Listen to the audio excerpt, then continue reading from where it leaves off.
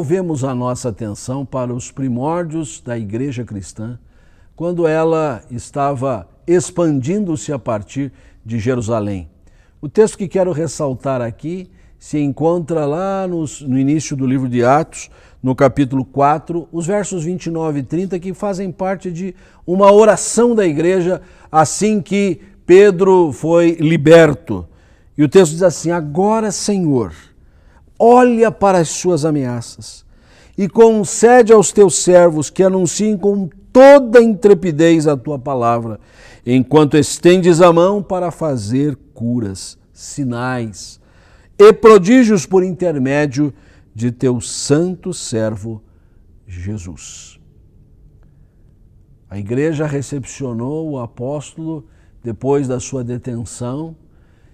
Eram os primeiros passos, ela ainda não estava bem estruturada e ela se pôs a orar. Era a grande arma de batalha, de guerra que a igreja nascente tinha. E diante de um cenário como este, a igreja enuncia uma oração modelar, uma oração que se torna paradigmática para todas as gerações. Passados mais de 20 séculos, a igreja continua ainda vivendo num ambiente dessa natureza. Em alguns lugares, literalmente, com muita violência contra ela.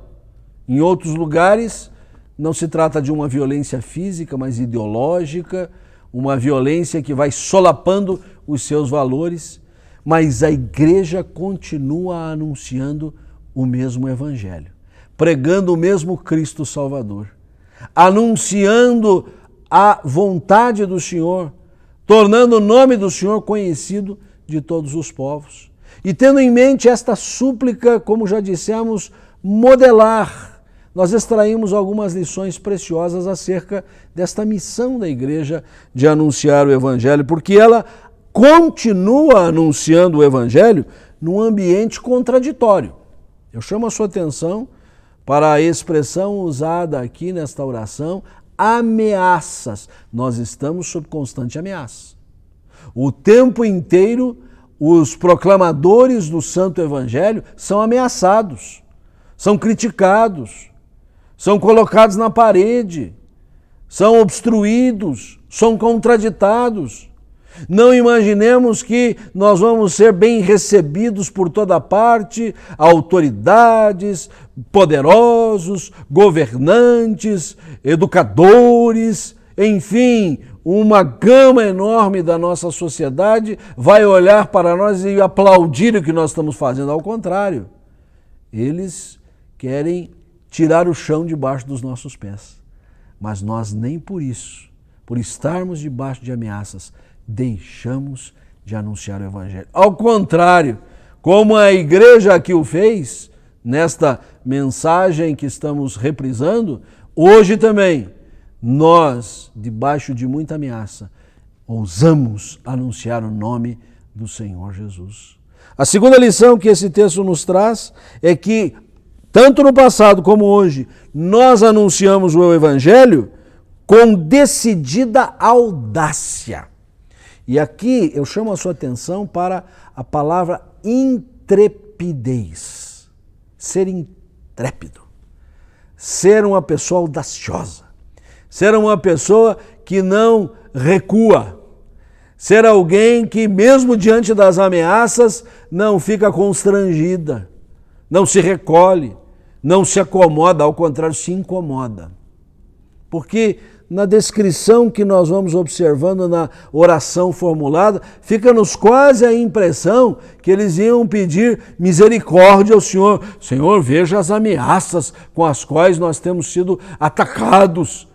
Fica até a impressão que a próxima frase vai ser assim: Senhor, então, não deixa acontecer nada conosco, vamos ficar bem quietinho aqui até que essas calamidades passem. Ao contrário, ao dizer, Senhor, olha para essas ameaças e dá-nos intrepidez para pregar a palavra. Nós não devemos recuar. Nós não podemos nos intimidar. Nós precisamos avançar com intrepidez, anunciando o Santo Evangelho. Mas o último aspecto que eu quero ressaltar dessa passagem é que nós anunciamos o Evangelho sob a assistência do poder de Cristo. A oração da igreja naquele momento memorável foi reconhecer o ambiente beligerante em redor. Foi ser determinada para não recuar, ser intrépida. Mas ela sabia que o poder não era dela. A capacitação não pertencia a ela. O poder era do Senhor. Daí a oração incluir que eles seriam intrépidos na pregação da palavra, enquanto o Senhor ia fazendo o quê? Com a sua mão estendida, curando, fazendo sinais, prodígios, por intermédio do santo servo Jesus. O poder é de Jesus. O poder é do Espírito de Cristo. O poder que a igreja detém não pertence a ela, ela é dotada pelo Senhor com isso e por isso ela pode anunciar o Evangelho, sejam quais forem as circunstâncias. Nesses dias em especial, não nos calemos, não cerremos os nossos lábios, com voz altissonante, apontemos para Jesus, anunciemos o santo Evangelho da salvação. Ó Senhor, visitando esta página da história, nós nos transportamos para aquela realidade e a trazemos para nós, de tal sorte que o paralelo é inevitável. E nós almejamos, ó Deus, mesmo num contexto de ameaças, sermos intrépidos no anúncio do Teu Evangelho, porque estamos sob a égide do poder de Cristo. E é em nome dele que nós oramos. Amém.